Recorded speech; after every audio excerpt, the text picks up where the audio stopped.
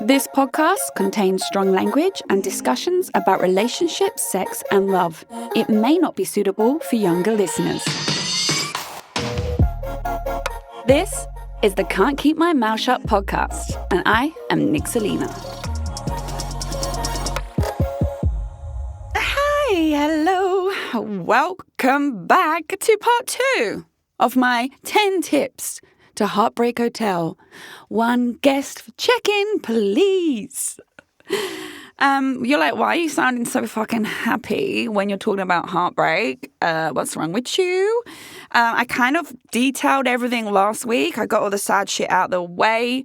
So if you haven't yet listened to part 1, please do. It's a fabulous first episode, if I may say so myself. So without further ado, even if you have to go and re-listen again to refresh your memory, be my guest. Just not be my guest at Heartbreak Hotel. Pun, pun, pun. Let's dive straight into part 2 and the final 6 pointers that I have that was going to help you move on faster, heal quicker, and check your fucking self out of that staycation, because ain't nobody want to dwell in heartbreak world for too long. Okay.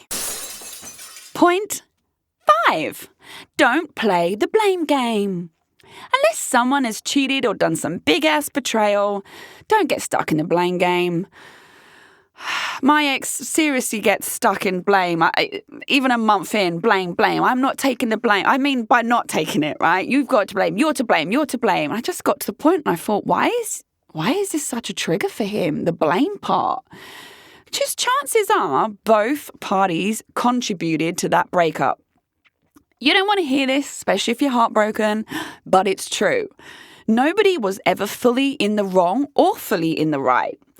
And if they are, say, blaming you 100% for everything that went wrong, then honestly, they probably have an inability to self-reflect or take accountability their end, which probably means the breakup was a good thing anyway.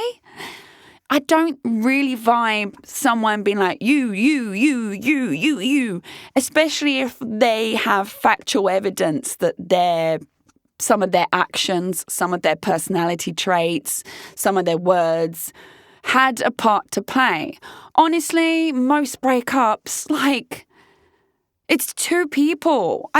To hear that, say you've been cheated on, and I struggled with my fiance. It hurts because you're like, hang on a minute, I've done nothing wrong. I've been loyal, I've been supportive, I've been this, I've been that. They chose to have an affair. They chose to break up with me, or they chose to destroy what we have. I get it.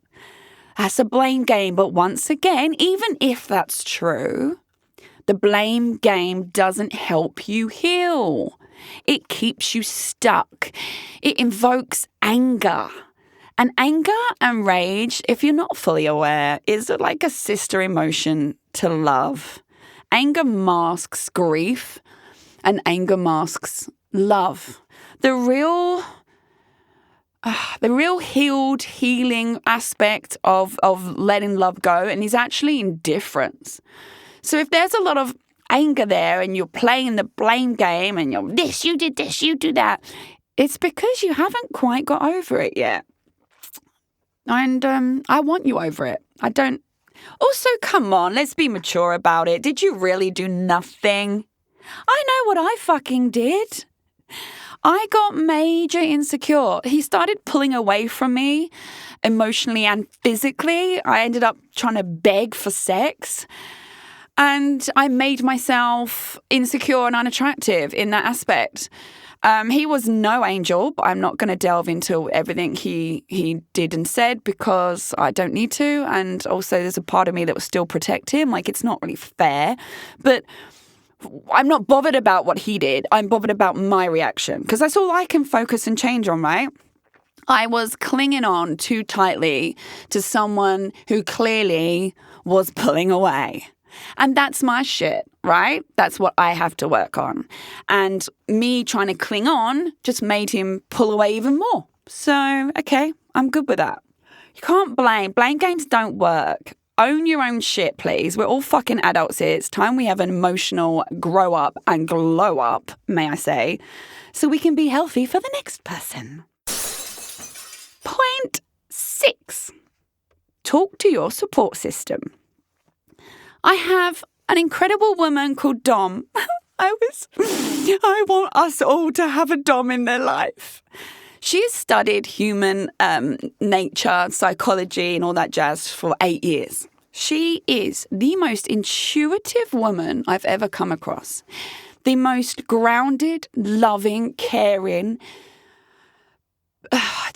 She's just an incredible person. I'm telling you, she could, if she wanted, cash in on fucking fortune telling, because she will tell me shit, and then a few weeks later, my exes will do something that just proves her right. Because at the time, I'll be like, no, Dom, no, this, that, and oh, no. And she's like, yeah, this is what's happening. This is what he's doing. This is why this is happening. This is why he said this. She will decode every fucking message if I needed her to. Every phone call we've had. And she's never wrong. She also happens to be one of, like, my life support friends in my life, genuinely. And we talk all the time. She's my biggest cheerleader. And she doesn't even live in Singapore. She lives in Perth. She's far away from me. But yeah, support systems are so crucial. I kept a lot of the shit inside of me during that relationship that I wouldn't talk to people about. And I only started to open up and regale some moments to people around me after we separated. And it's interesting to see people's reactions, their perception of what went down, of what I was, I guess, on the receiving end of, what I say. I don't want to go into it. I ain't got the fucking energy. But yeah, having someone, even if it's just one person that you can really talk to and be vulnerable with, is a game changer for your heartbreak. I will listen to her voice notes on repeat, because I have to see the logical side. When I'm so deep in that loving phase, I have to see her logical side. And it's the only way I can do it is like talk to her and go, right, okay, you're right. Okay. And I say, right, this happened. And she'll be like, yeah, because this, and this, and this, honey. Like, so, and then, you know, I'm in danger of revealing too much here, and I don't want to because, not going down that route. But please have your friends or family or colleagues or whoever it is around you that you feel, at least have one person that you can be totally fucking honest with, that won't judge you for talking to him all day, that won't judge you for, you know, slipping up. I'll be like, oh, Dom, I fucked him last night. I went to his house. And she's like, okay, it's okay. I'm like, yeah. He asked me. I went over. And it's judgment-free, which is how I live my life as well. I will never judge my girlfriends for anything they do. And I love the fact that people are so honest with me. And it's a beautiful way to live. So please do embrace those people around you if you have them. And if you don't have them and you're struggling, you've got me. I always say this, my DMs are open to you all. And I appreciate when you do share your life stories. And I will always reply and I will always help you. Okay? So if you really have no one, you come to me. And I will never turn anyone away. Point 7. Don't drink your days away to numb the pain. You know me, I love a beer. Fucking love a beer. Love a night out. I'm always out, I know. I just party. Party. But don't drink your days away to numb any heartbreak. I actually drank less, believe it or not. I went down the less alcohol route and it worked wonders. I prefer very much to sit with the sadness and feel it. I feel the emotions when they're there. Okay, I'm sad. I miss him. I wish he was here next to me. I miss him even just making coffee in the mornings or watching him get dressed for work. Okay, I wake up and I'm silent and he's not kissing me all over before he goes to work. Okay, that hurts. I'm sad. I sit in it because it helps you move on so much quicker. Do I say don't go out and enjoy yourself? No, go out.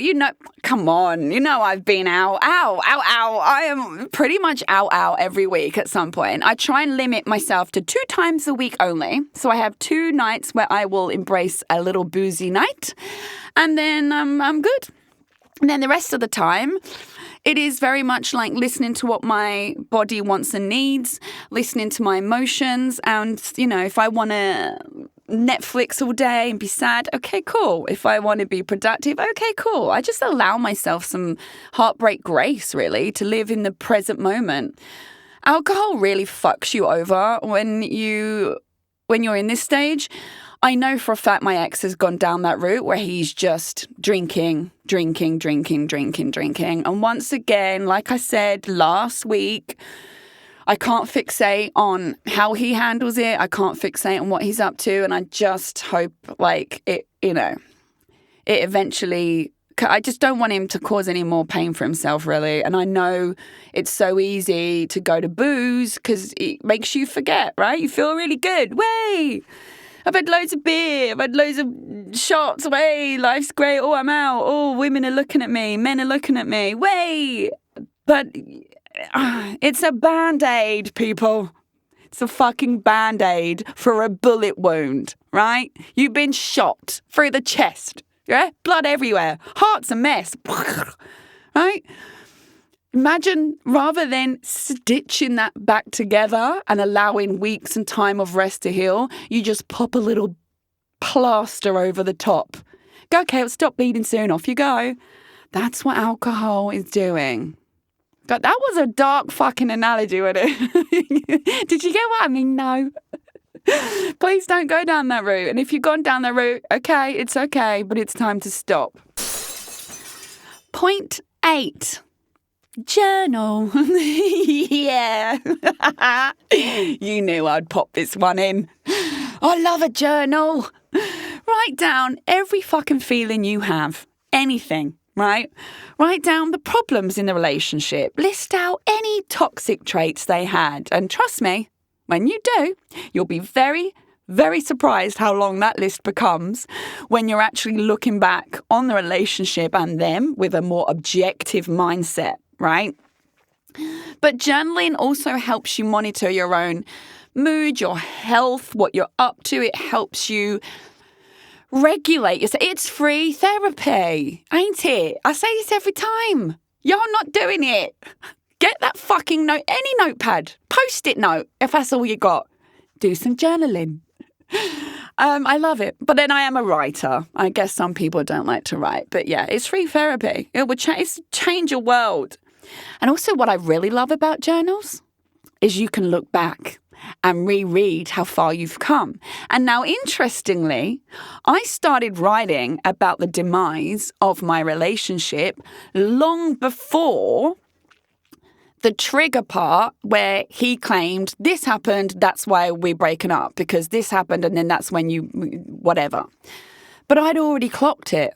I'd already picked up on the emotional vibe and I'd journaled about it. And when I read it back, I was like, fuck me. This changes everything. We were already spiraling down long before the spiraling. Like, what? So it's a fantastic tool for self-reflection and for reflection, especially during low times. I journal throughout all of my, just journal throughout my life, really, and if you have a good day, write it down. Also, the other awesome part is manifestation. Like if you put the vibrations out into the universe, like manifest your dream life. Okay, this sucks right now, but where do I want to be in 3 months' time? I want to be healed. I want to be happy. I want to be this. I want to be that. What do I want in 5 years' time? What's my game plan? What do I love? What's my passions? What kind of partner do I want? You manifest it all and you keep writing that, putting that down, putting it out to the universe. I'm telling you, you will receive it in abundance. It's the energetic laws of the universe. You're like, oh my God, Nix, what the fuck are you talking about? No, it's true. Trust me. For instance, here's one example. Off on a tangent, bear fucking with me. This is important information. Why do you think it is that every time you say, people like go, I wasn't looking for love, and then I met someone, I wasn't looking for it, and then that person came along. Have you not heard that the whole time? I met my ex-fiancé when I had no fucking clue about... it just was not on my radar. And I met my ex when I was just out and I just stopped dating and I was like, fuck this, I'm good. And I'd spent like 4 months to just be me and loving me and I felt so good and whatever. Then I met my ex. You never, ever hear stories where people go, well, I was out looking for love and I went to the gym looking for love and I went to the supermarket looking for love and then I went on the dating apps looking for love and then, oh my God, I found the most amazing love. No, because you're energetically repelling it by being so desperately looking for it. Does that make sense? Because you're saying your energy is going, I lack love. Because you're looking for it everywhere. Oh my God, I must have it. Need love, need love. So you lack it. So what's happening is the universe is matching that. And it will continue on that thread until you feel whole and complete as yourself, right?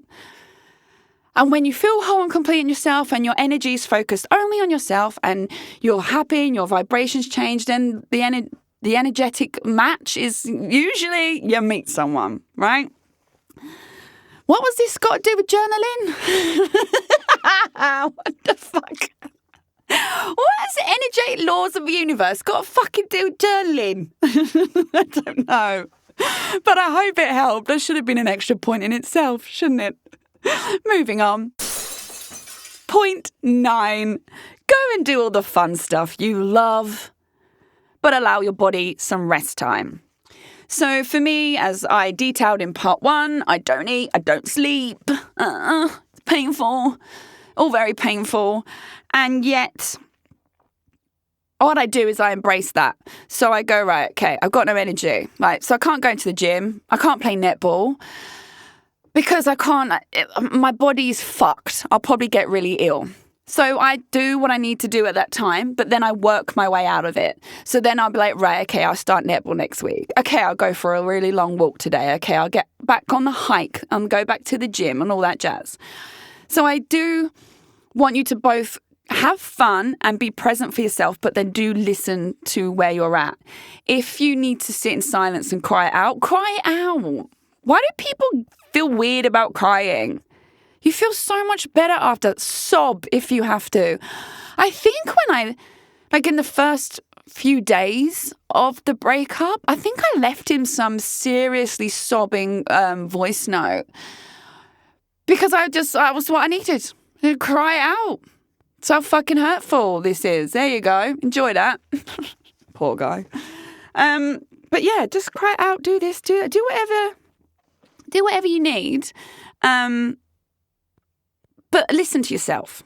So also do fun stuff that maybe even do fun stuff that you haven't even done before. Maybe even do you know what? I've always wanted to try fucking archery. Actually, I really do love archery. And I'm weirdly good at it. But if there's something like that, go fucking do it. Do something. Bring passion back into your life, right? Go out with your girls, go out with your guys, as long as it doesn't end up in you triggered or, drunk calling them or whatever. And if you have done that, like I said in part 1, it's okay. Give yourself a grace period, but then just get yourself back on top of it. But start embracing your life. Let's be fucking real. There were people before this person came along. There will be people after this person came along. Is this the first and last person you've ever loved? No. And if it is, and you're like, no, Nix, I've actually been with them for 10 years. This is the only person I've ever loved. I totally understand how painful that must be.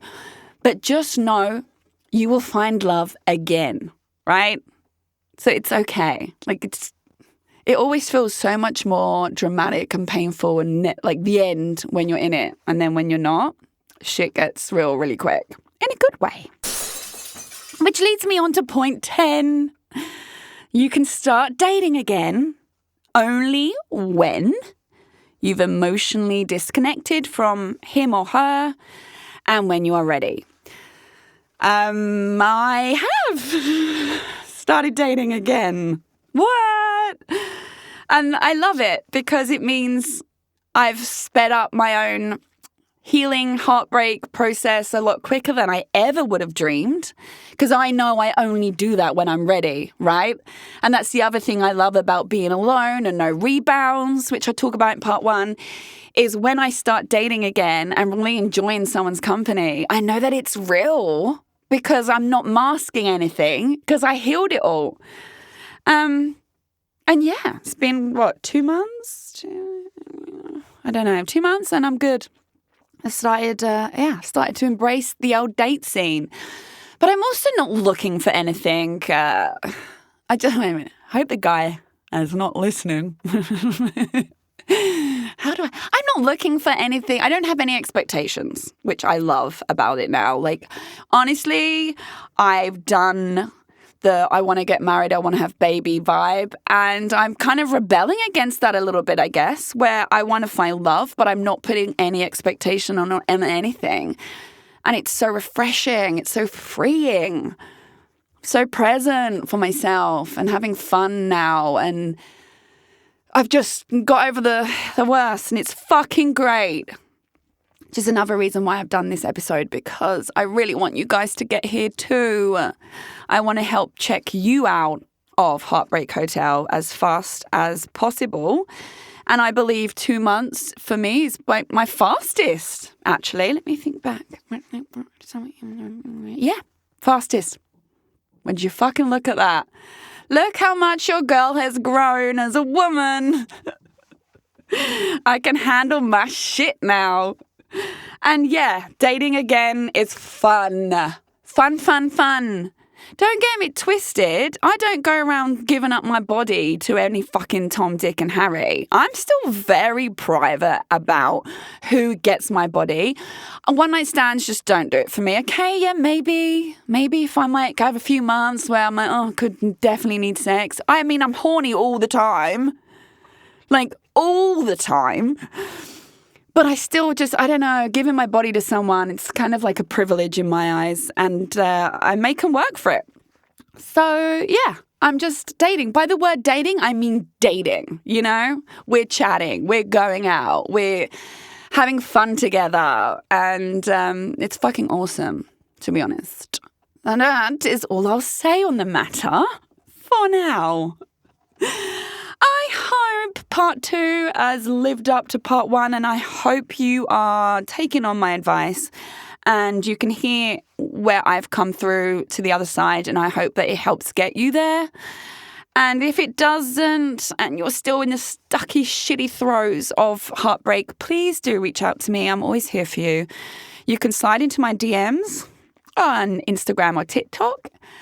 I'm not very good at TikTok, I'll give you that. You've got more chance of an Instagram. I think I open TikTok every 5 months if you're lucky. So let's hit me up on Insta at Nixalina, Nixalina. And with that, I will send you all my love and light, and I look forward to talking to you next week. Take care of yourselves. Thanks for listening to the Can't Keep My Mouth Shut podcast.